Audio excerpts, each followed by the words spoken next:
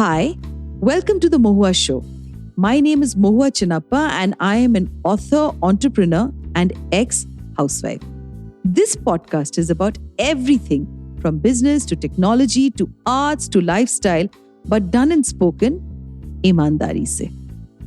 Hi, in today's episode, we have with us Rubi Chakravarti. She's a stand-up comedian in India. She was also a full-time mother and wife till she turned 40. We need to figure out why she says that. And then decided to become an actor and a comedian. Welcome, Rubi, on today's episode. Hi, nice meeting with you. I mean, I really didn't think that little lunch we had together, where there was so much brainless conversation going on, that we'd actually connect and have something really important to say to each other. But they say, sometimes the universe conspires that two like-minded people come together. So here we are. Absolutely. Thank you so much.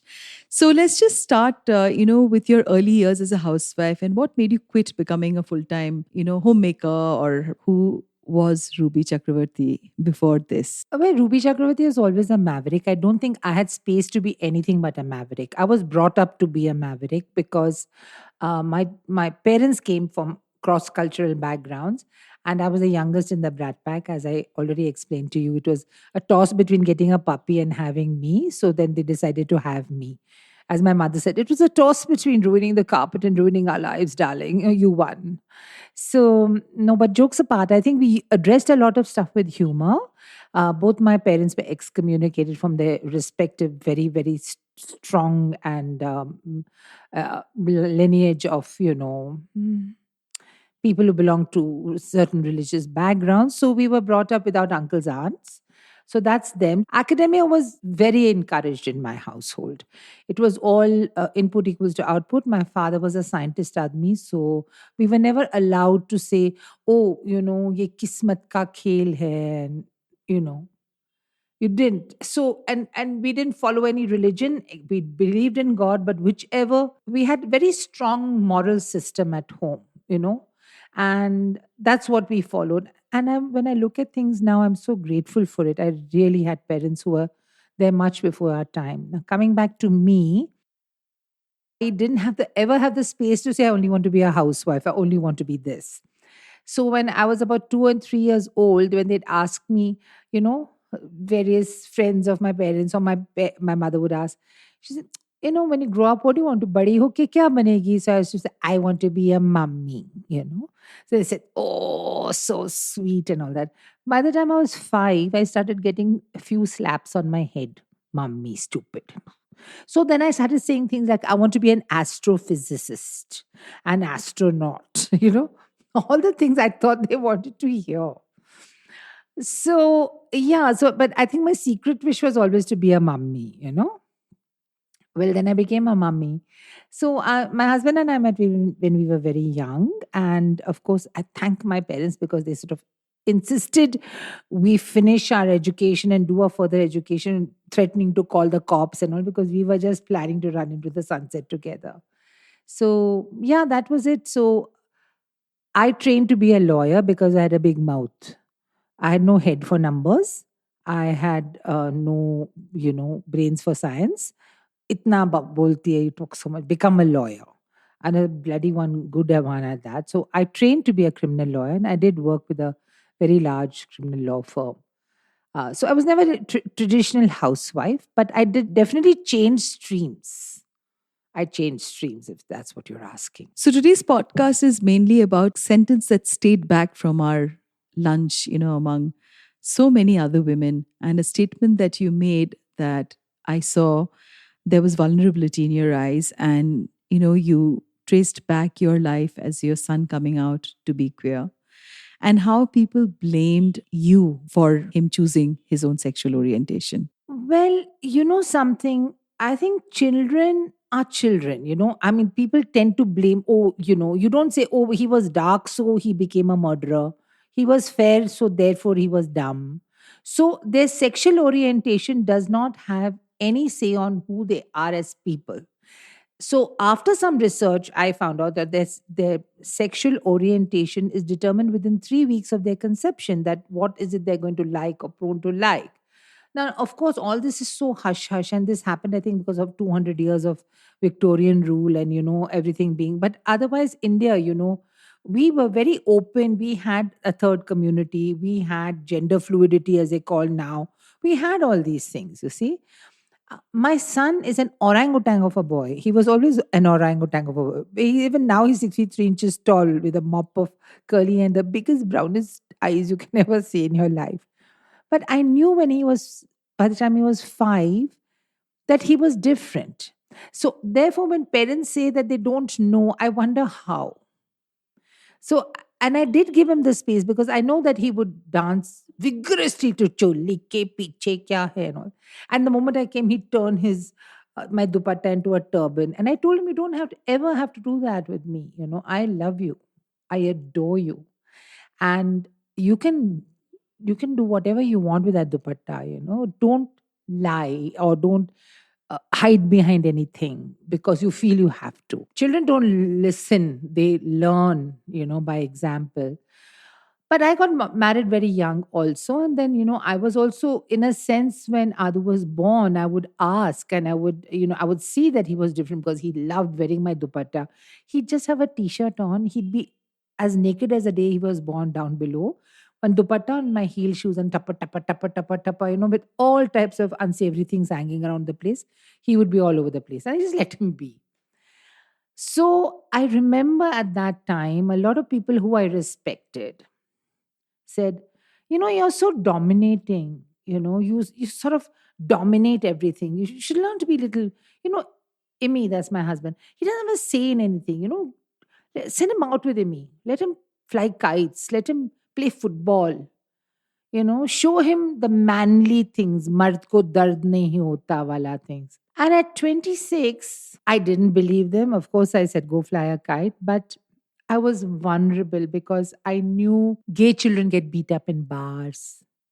They are ostracized. There are some people whose way of being, whose very life is threatened by these children. When they see gay children, they get angry. They feel it's an anomaly. They feel it's a disease. I don't know what they feel. Or they're scared of their own vulnerability. Now, you tell me something. Why in Bangkok and in Thailand are more than 50% gay and non gay people? Because they're allowed to be gay. Maybe this is nature's own way of stemming the population, putting different type of input. Nature does this. So, because we have to adhere to so many stupid rules that we made, we kill our children, we murder them. So, as a mother, when you were so young, how did you put your emotions together? I was very strong. I led by example. I celebrated him, and there's nothing not to celebrate. He did all his education, including from Warwick, all on a scholarship, for heaven's sake. He's the most popular, he's beloved. He's wonderful. He's so sensitive and he's so talented. He's got a great sense of humor. He's got loads of friends. Why wouldn't I love him? I'm so lucky to have him. He chose me. You know what Khalil Gibran says? Your children come through you, but they don't belong to you. He chose me. They chose me. My son and daughter chose me. And boy, am I lucky. Because I manifested at 3. I want to be a mummy. So I got to be the best mom. But I had trouble in his school. So I knew that though I lived next to a huge, very popular boys' school, I couldn't send him only to a boys' school. Though he had not shown any, but I just knew. I don't know how. It's a mother's instinct. I sent him to a smaller school. And plus, he was he got a very high IQ. So, children like this have got very high IQ. Children like this are very sensitive. Children like this are poets. What is like this? It's not an anomaly. He's a child with a high IQ. That's it. He happens to be gay. He could be not gay. So yeah, so I knew that I could if I sent him to a school with a smaller number of children, he'd be safer. He'd have more attention for his brain. I had to just find out ways and means of keeping him safe, of telling him that boys can be raped too. I belong to a prestigious club, and I know that as an 8-year-old, when he used to mince his way to get me ice cream and him an ice cream, there used to be some old geezers, whose eyes used to follow like that. And I used to think, oh my God, how can I keep him safe? As much as I thought for my daughter, how can I keep him safe? Because, gay children bring out a huge amount of violence in non-gay people or people who pretend to be straight or people, I don't know, it brings out, like they call it anti-national, they call it anti-religion, they call it anti, it's like kill you, murder you, finish you, dabao you. How much dabaud were you in your emotions, Ruby, when you look back? Remember any incident that you can share? Because it'll really help a lot of our listeners. And we have a large number of listeners who are youngsters who may not have the courage to come out, mothers who may not have the courage to come out in smaller towns. And your conversation today is going to give them a lot of strength. Well, in school, for one, I know in school, he was the head of the debating team. Everything was so good. And then when he walked past, I remember him sitting in the bathroom and saying, Mom, what rises with pansy? What rhymes with it? Tell me. Anzi, hansy, tansy. So I said, why, beta? Saying, no, what rhymes with pansy? So then I said, why? Tell me why. He said, a teacher called me. He's such a pansy and looked at me with disgust. So I feel that maybe she said something else and I misunderstood. I said, no, she said pansy. I said, you know what? You go to your principal and talk to him. I'm paying shitloads of fees. You go and you talk to him and say, this is what happened. And, he had not even decided what he was going to be. He was all of 8 or 10 years old. So of course, the principal didn't do anything. And when was this alleged remark made and all that? So I just wound my way to school. I said, I told him to come to you because I wanted him to stand up for himself. And if you're going to bring adults into this equation and going to bring that teacher here and say, is this the teacher you allegedly said these things to you? I said, he's going to say no. I said, you can't do this. I said, this is what you're going to do. I said, you have used my son to further your school in every respect. He's won every debate, everything. I said, this is the place where he needs support. I stood there and fought with him for, everybody said, oh, he'll be given a TC. I called all his teachers down. I said, this is the time you need to speak for him.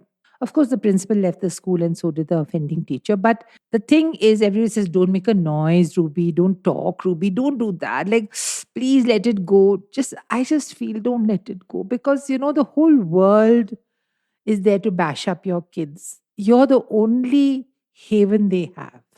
I'm not saying support them in the wrong things, but you have to stand up for them. You have to stand up for your fluid gender child or whatever other new wave thing. You have to stand up for your child. Nobody else is going to. And you have to make this normal, as the way they call it. Like all right-handed people are normal, all people who are heterosexual. No, left-handed people little. 100 years ago, you'd be beaten black and blue if you wrote with your left hand or ate with your left hand, right? It's considered the impure hand. Absolutely. Let's talk a little bit about your relationship with your husband, because obviously at many public gatherings, you must have been constantly, told that, you speak your mind. You are definitely not the quintessential Indian woman. Yes. And, you're tall and you do have an opinion and you've got a great sense of humor, which requires intelligence. Were there instances when you wanted to just dwarf yourself when you were younger? Many, Mahua. It's so much easier to do that, let me tell you. It's difficult to be me. My life looks charmed and I'm grateful to the universe that, I have this life. But it's difficult to be me. I have to stand up for myself, what I believe in, my family. I mean, my husband can't even make a roti hot, but he's bichara, I mean, you know what I'm saying? I'm a, I'm an alpha mother, alpha wife, alpha female, alpha everything. But he's bichara, why? Many times when I do a show and I come off, people tell him, "I- just control her, yaar. Control me? Control me, really? You know, so I wag my imaginary tail at him and I go woof woof. But I feel after some time, they very insidiously telling in me that he's not a man enough. Hey, yaar, usko, you let her do all this, you let her say all this. So all the easygoingness sometimes goes tough. We have to talk it over. We've been together since we're 13 years old, and that's a huge thing. So we understand each other very well. We sometimes he completes my statements, what is in my head, and that's scary. But it's tough. It's tough to be me. It's like I'm a quintessential ball chewer. That is why my son is gay. You don't understand. Because I'm so uh, outspoken and I'm so tough and I'm such a ball chewer, therefore my son is gay. Are send him to play football, yeah, with me. Send him to play, fly kites. That's how they gay shamed me.